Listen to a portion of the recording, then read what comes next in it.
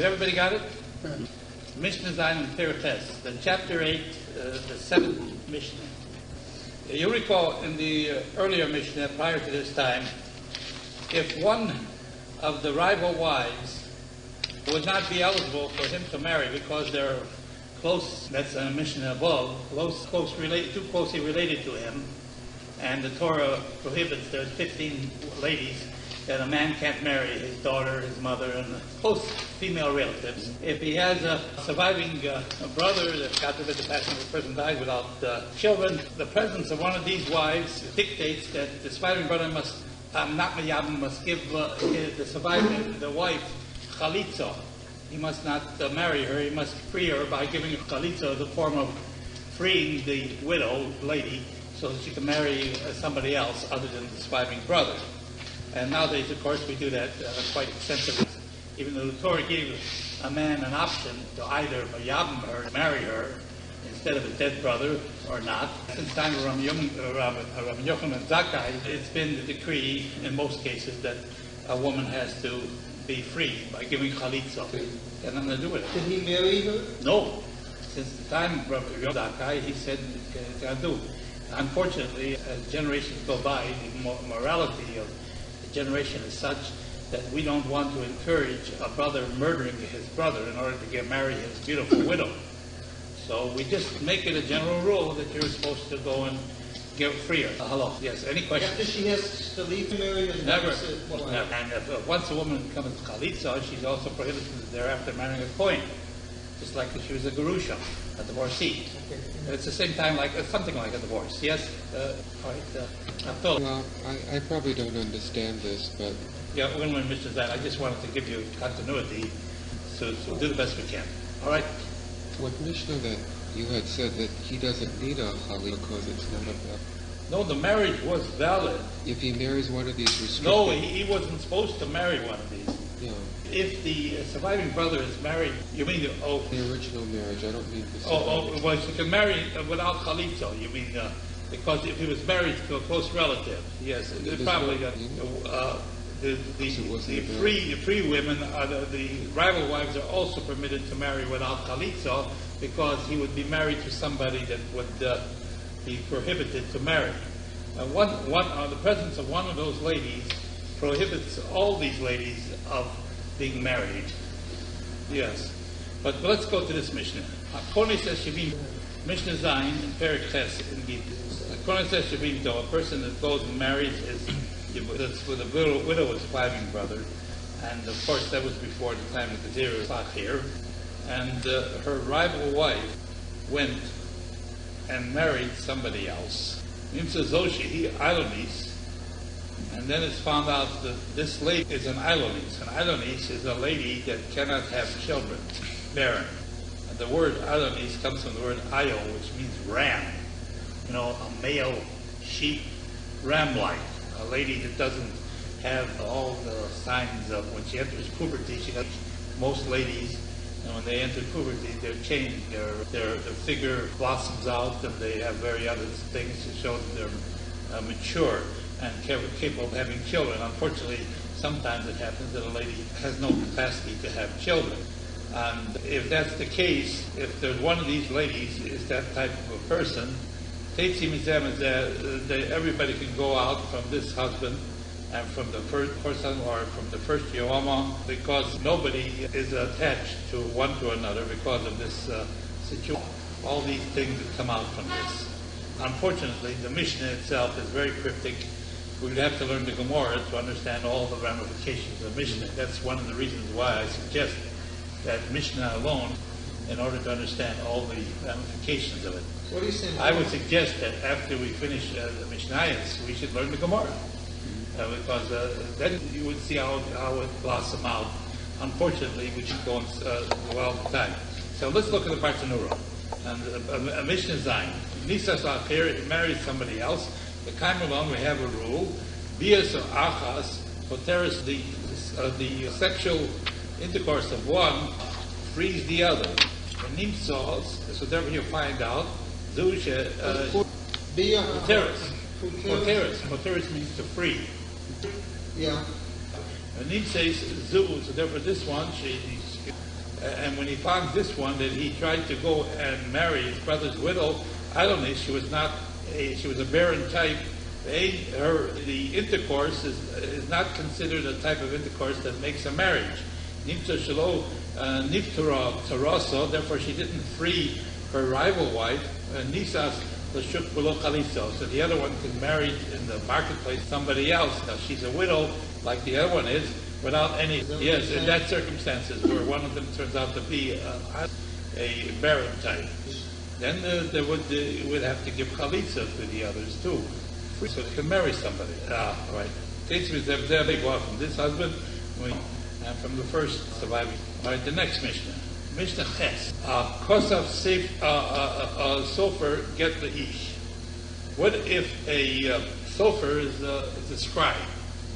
Remember, we had another term for the scribe in an earlier Mishnah. It says lavlor. That's also called a scribe.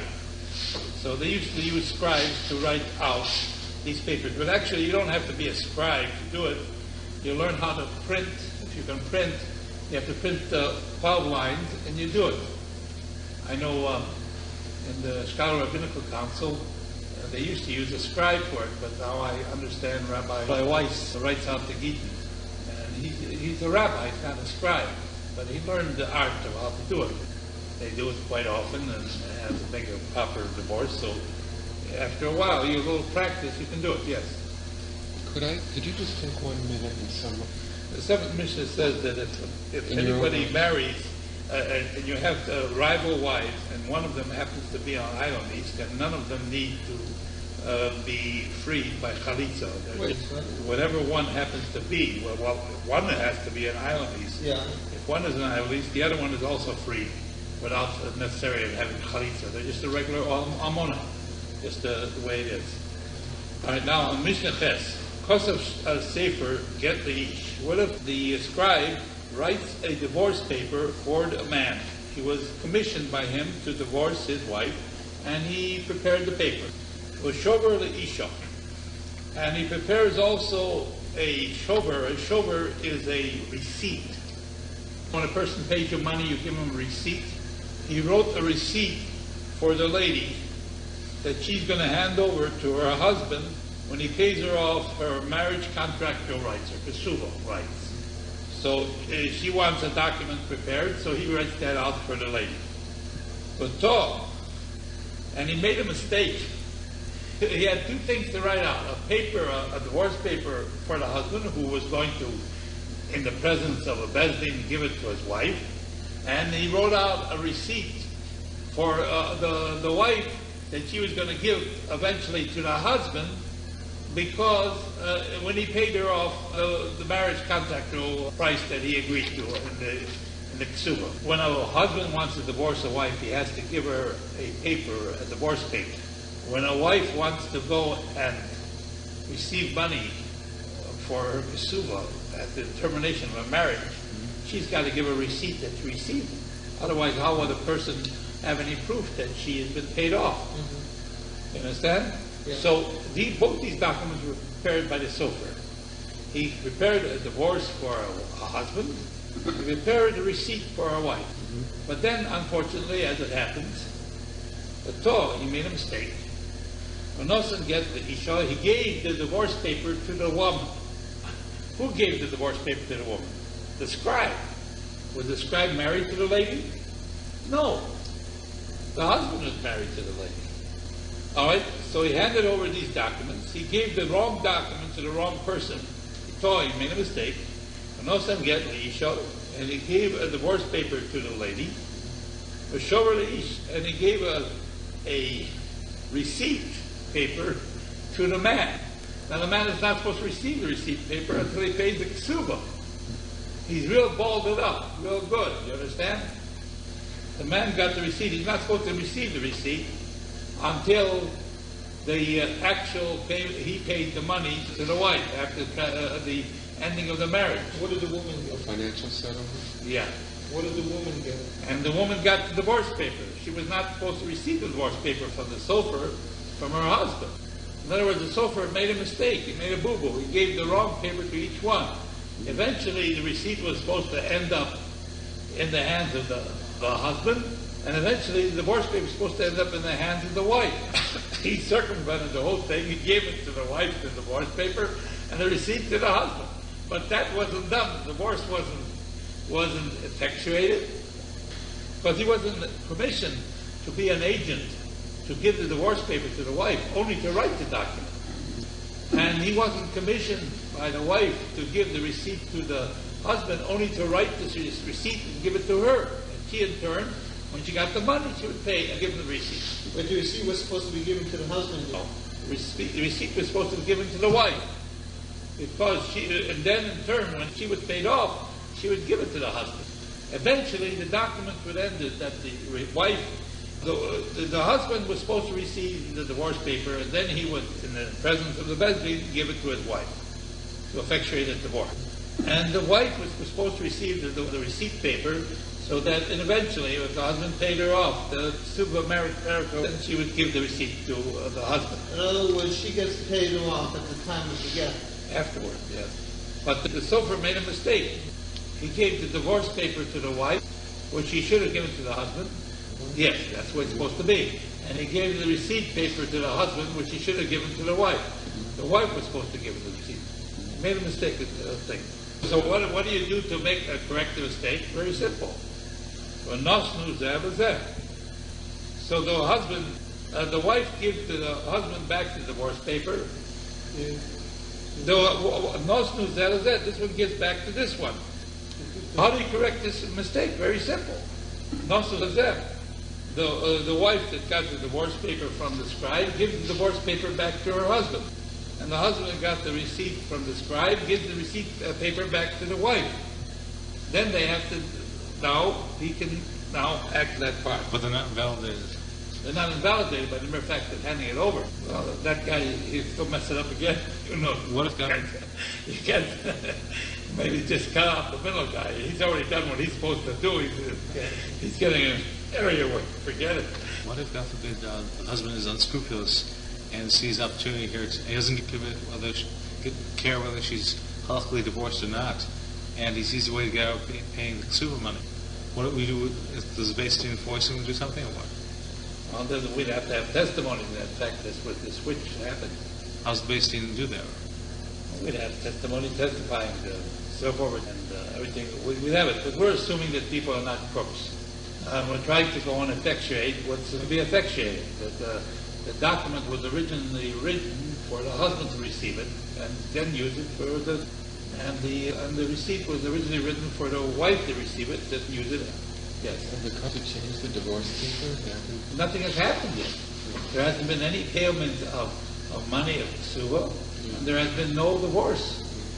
It's just documents, on and after a while. They separate after a while, all the divorce paper will be coming out of the hand of the husband. In other words, made the way it's supposed to be. And the receipt paper from the hand of the wife. The way it's supposed to be. How long an interval is required, though? Well, that's what we can see. And Tetzim is that they go out from this one and this one. Let's see what. Let's go continue the Mishnah and we'll table ball and all the things that are of these things in this matter. That goes out from this one and this one. Table ball and all these things that are here, the same language used in prior Mishnah of these things. Yotze. If it happened right away, immediately. Remember, Joe, you asked the question, how much time? If it happened immediately, as long as the lady hasn't remarried, Yotze, the divorce can come out of the hand of, we'll see if it happens immediately, Yotze. She goes out, again, would not be considered a divorce paper. If the divorce paper came out of the hand of the husband, it's not a divorce paper, you need another divorce paper. If it comes out after a while, it would be considered a divorce. We don't say that the first person has the capacity to cause to be lost the schuso, that means the merits, the benefits that belong to the second person. Kosa l'garish es ishto, the person divorces his wife, Nimoch, and changes his mind. Beisham Omrim, Beisham says, Sula Uhuno. This makes the woman puzzle from marrying a coin thereafter. The mere fact that a divorce paper was written to divorce this lady. Remember, a kohen al pidin Torah cannot marry a grusha, a divorced lady. When did she become a grusha?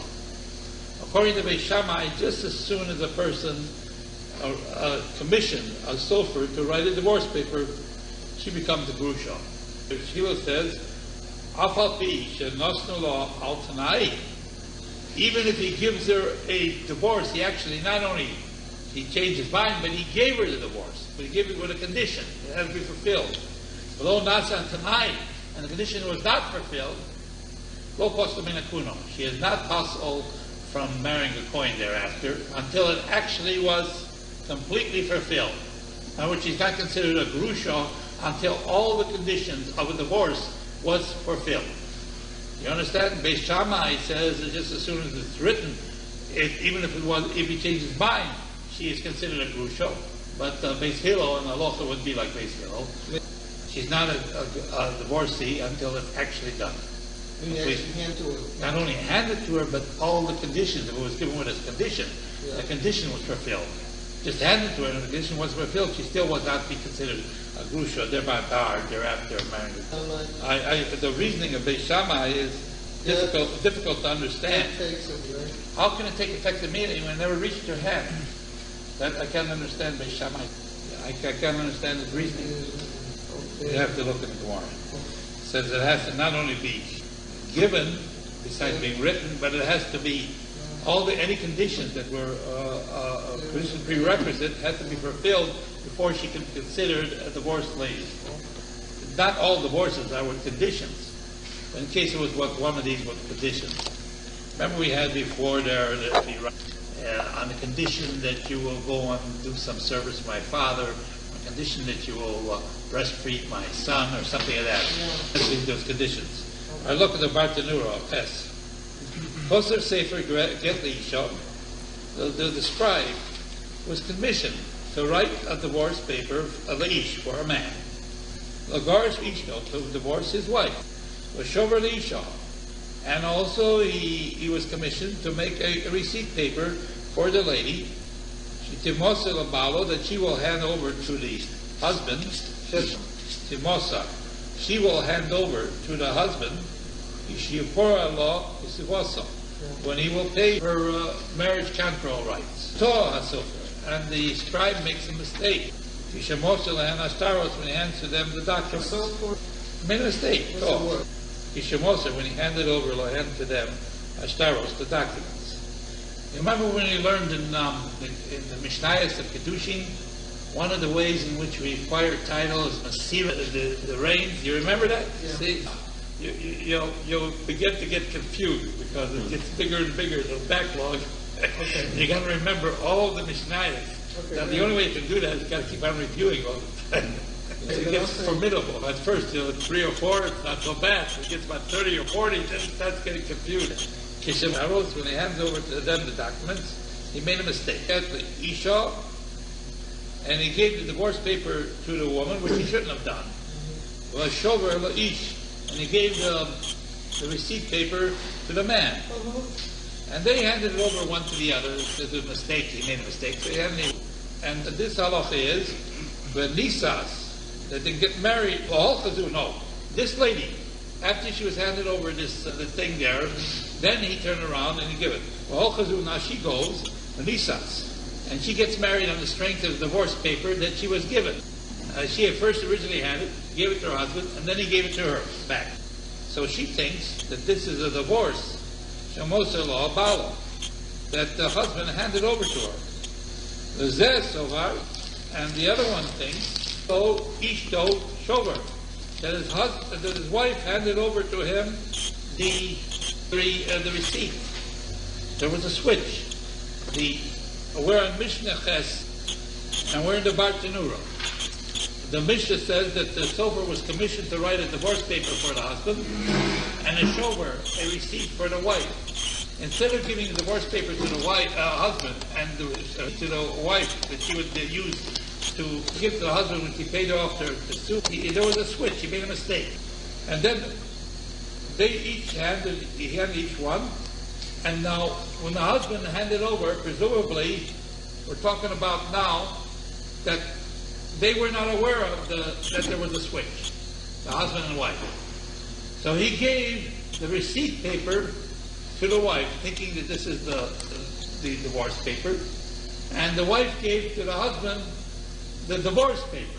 This is the business of the sofer. What do they have to get involved with? So they handed this one. And then this one goes with Nisas, and she remarries. So Brua, she thought that this is her divorce her husband handed her. It was really a receipt that he handed her. But in case they didn't do it that way. So in this one, behold, Shemasulo Ishto Shover, that his wife handed over to him a receipt, actually handed him over to him. And the divorce, They have to check the witness's signature. that's the way you're supposed to do it. Yeah. Sometimes people are sloppy. Has a different version. Nosen get ish. He gives the divorce paper to the husband, the shover the isha, and the receipt to the woman. That's what he should have done. Pirish, and they separated, and they gave it. The choshev to Nosen get ish. He thought that he gave the divorce paper to the husband, the shover the isha, and the receipt to the lady. Who also, he didn't do it that way. We did it directly opposite. Hofat, opposite.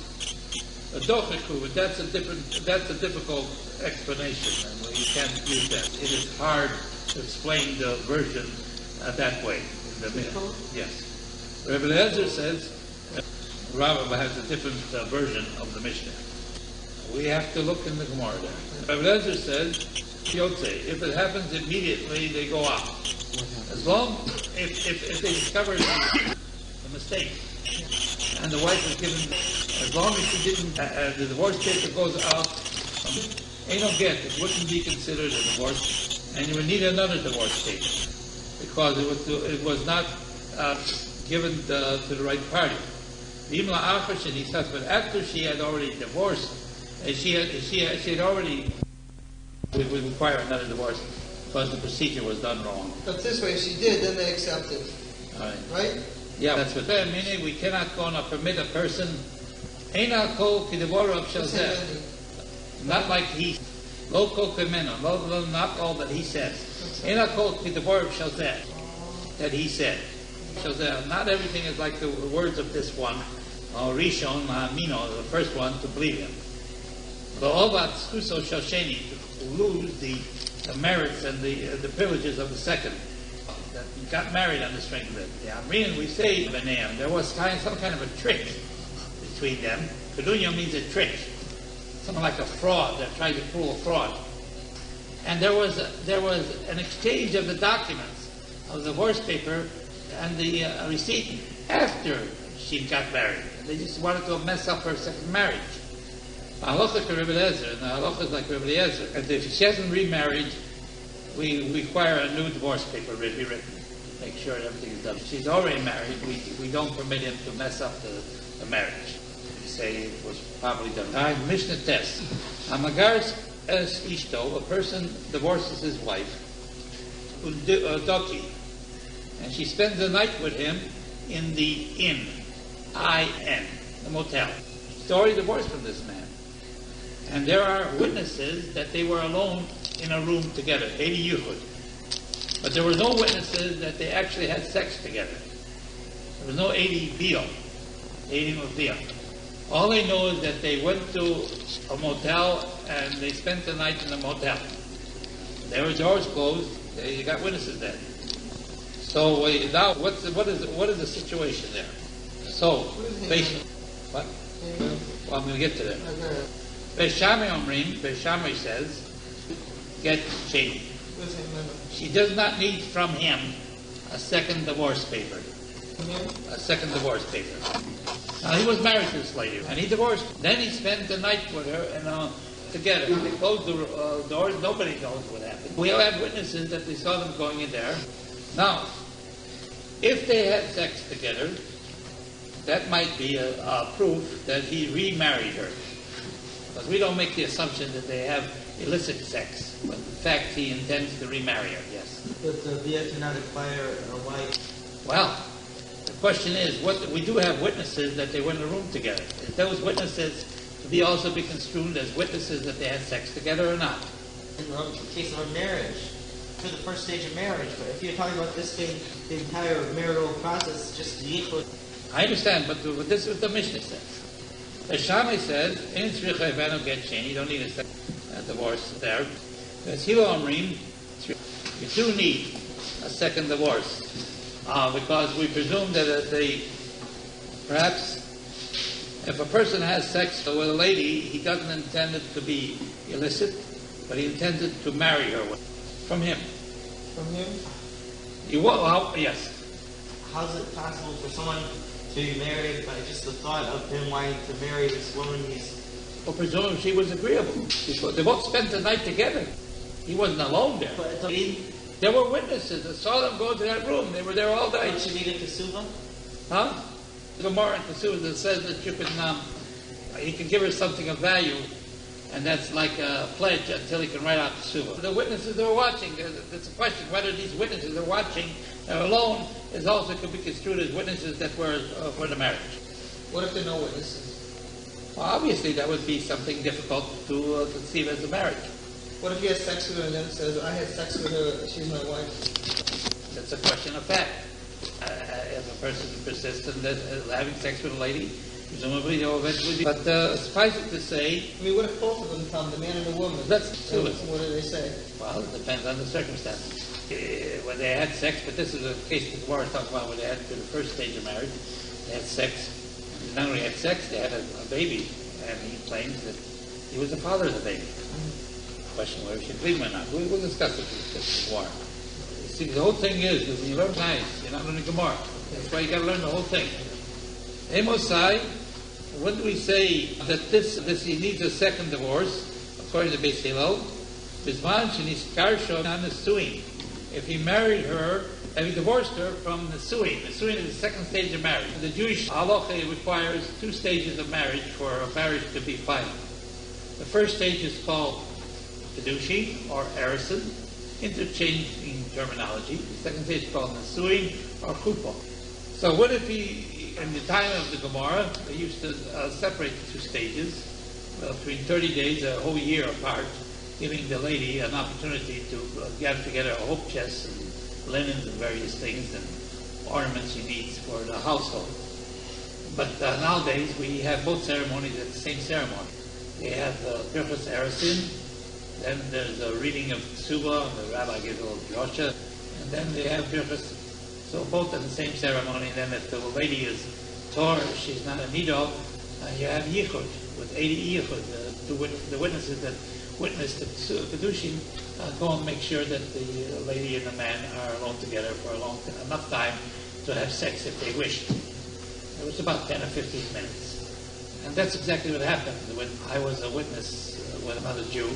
We were invited to a wedding. You remember Yecheskel's son got married? And I went to there, so I was drafted to become a witness with another Jew. I daven with him all the time.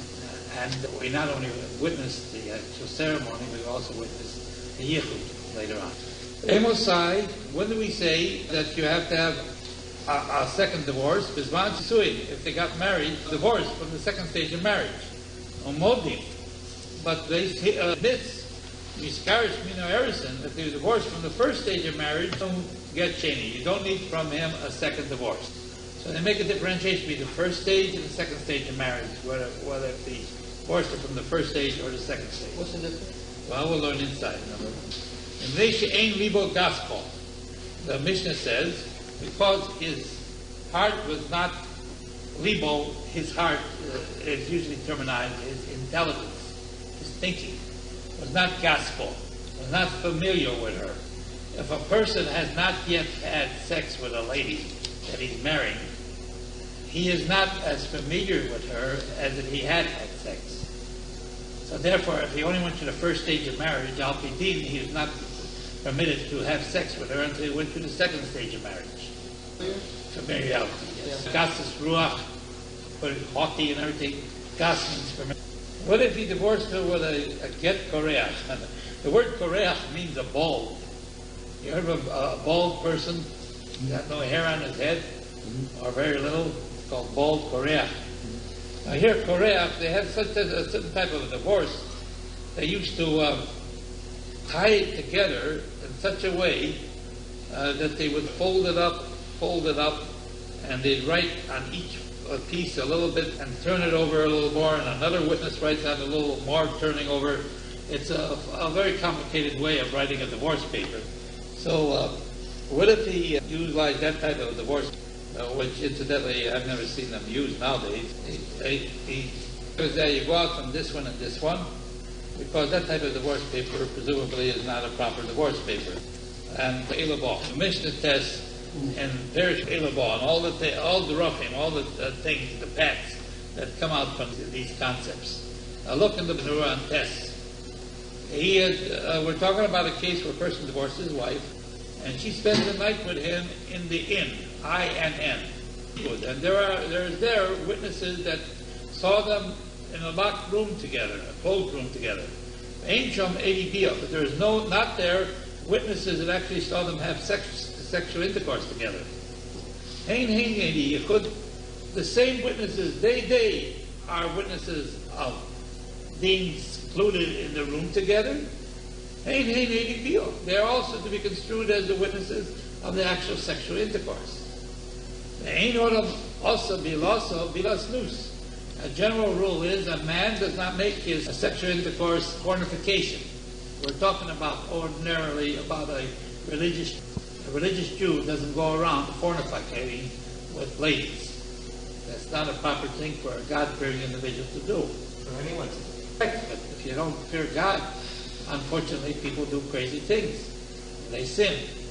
But if a person is not a sinner and he's trying to marry the lady, it's perfectly all right to live with her sexually. It's one of the ways that the Torah permits him to do. The rabbis frown on it because they hold that it's a terrible thing, but you have to have witnesses to see this to verify that it's being done, and it's not a proper thing for witnesses to see. But if it was done, it should be considered valid. Also, a person doesn't make bilas or bilas nus, his sexual intercourse, his sexual fornication. So therefore we presume he married her with his sexual intercourse. We don't say this concept that the same people, they are witnesses being closeted together, they are the same witnesses that they had sex together, until they actually saw that they had sex together. We don't. The mere fact that a lady and a man is in a room that's closed doesn't mean they had sex together.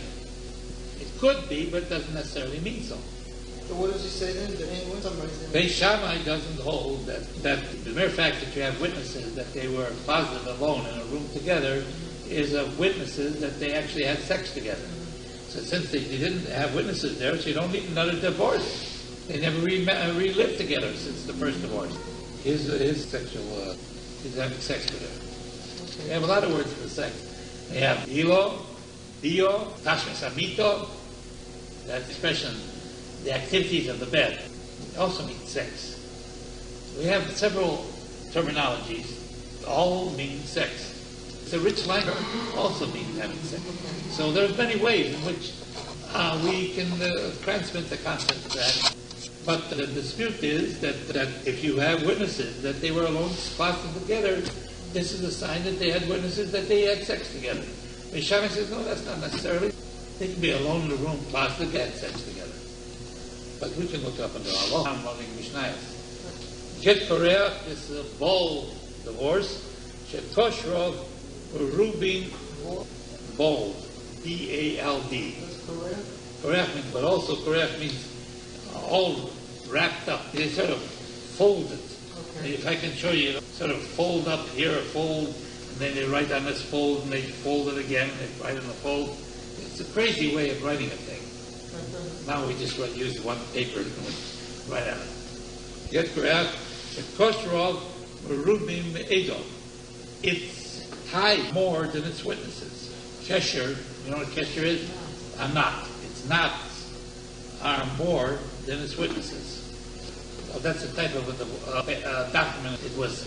They knotted it, they signed a name on it, then they rolled a little more, knotted it, signed another name on it. So they had more knots than they had signatures.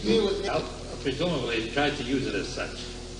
The Tikkun Rabbanan, that the rabbis made a decree, of course they don't use it nowadays, get a kusher, a divorce paper that's tied up, Mishum Kohanim, Kapdonim, because of Kapdonim that were Kapdonim could be poor, well, Kapdonim in this case, Kohanim that were particular. A Kohen cannot marry a divorced lady. Kapdonim, they're particular. Shahoya Kosvim they would write a divorce pisum suddenly, for their wives. They're very particular, and they would get excited, and they'd write a divorce paper right away for their wives. Now, to protect the marriages of the Kohanim, and the Kohanim many of them were very hot-tempered, and they saw something they didn't like, oi, I'll divorce you right away. There is that tendency. What does it say there? The Kohanim wanted to do a thing there, and the Levim also. I suppose the rest of the Jews get excited once in a while too, so I'm not picking on anybody. Maybe just in this case, because once they're divorced, he can't remarry her. Whereas in the other Jews can. Yeah, so we want to make this type of a divorce paper. It's very hard to write. You got to keep on writing it, and writing it again, writing it, tying it up. Meantime, he'll put it's not for more than its witnesses. The Tikkun Rabbanan, the Rabbanan made a decree, get Mekusher, this type of a tied-up divorce, Mishum Kohanim, because of Kohanim that are particular. Shoya Kosvim they would write a divorce pisum suddenly. Not just saying to their wives. Barotim, and then they regret it. So in order to not let themselves mess their own self up, we make it so hard to write the divorce paper, by the time it's written, they might change their minds. Because they wouldn't be able to take them back. So Tiknu Lahem, so they made it takona for these wives. Get Mekusher. This type of a divorce paper was very hard to write. You got to keep on tying it up and writing a little more, tying it up. It's not easy to write it swiftly. It was only for the Kohanim. Yeah, they wanted to delay it, so they made it very complicated to write. Shema v'tochkach, perhaps in the meantime, in the midst of this, and he would write one document, oshtayim, or two documents. V'korchin means to roll up on the bald side, topher, and then he would sew it. A very complicated way of making the document. The and one witness, and one witness was signed on the wrap rounding around outside. In other words, here if I can show you here. You say for instance, you got one thing here, and you sew this part up, and then a witness is signed on this thing. Then you wrap it a little more. You sew this up. Another witness signs on this side. And you keep on going. It gets very complicated. Chozar, then you turn around. Because of Shnei Gittin, two divorces, or Yoser, or more, Mifnim. You're writing on the outside the witnesses, inside you're writing the document. Of course, when you wrap them up, Cholak also on this thing. Cholak may be like a little axle thing. Chosam Eicheni, and the second witness signs, Al Korach Memechutz, on the winding up on the outside. And then you have a third witness signing a little further as they kept on wrapping it up. And if you have a binding of this wrapping up, and you don't have a witness after it, one of these wrappings, this is a bold divorce, apostle, it cannot be used. In other words, if one space is missing of the witness. In one witness, in other words, every time you wrap it around once, you got to sew it together, and one witness signs that part there. Then you wrap around a second time, you sew it together, and the one witness signs. You wrap around another time, and you sew it together, but you don't sign that part, you mess up the whole thing. In other words, to make it very complicated to do. Yeah. So if you tie around the knot, and you don't have a witness that signs after it, Zeo Korea, This is a bold divorce. Again, because it's bold, it doesn't have a signature, where it should have a witness, apostle, it can't be used. And in the meantime, they would have to start all over again to write this, the divorce paper for the coin, and it can be pacified. So, all right, I will. Who issued this? Or is this from Moshe? No, this Rabbanan want to protect the wives of the Kohanim. You know, if they get excited and they divorce their wife, what are you going to do with the kids and everything? Mess it up. Presumably, according